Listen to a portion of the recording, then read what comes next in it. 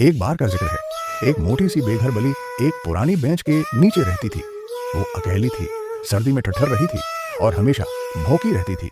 लोग रोज उसके पास से गुजरते मगर किसी ने पलट कर नहीं देखा। फिर एक दिन एक नरमी दिल रखने वाली लड़की ने उसकी उदास आंखों को महसूस किया। वो हर रोज उसके लिए खाना लाती, इससे बातें करती और उसे एक नाम दिया।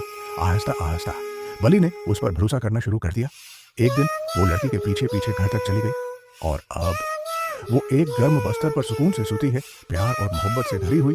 क्योंकि बाज़ औक़ात सिर्फ एक नेकी किसी की पूरी जिंदगी बदल सकती है।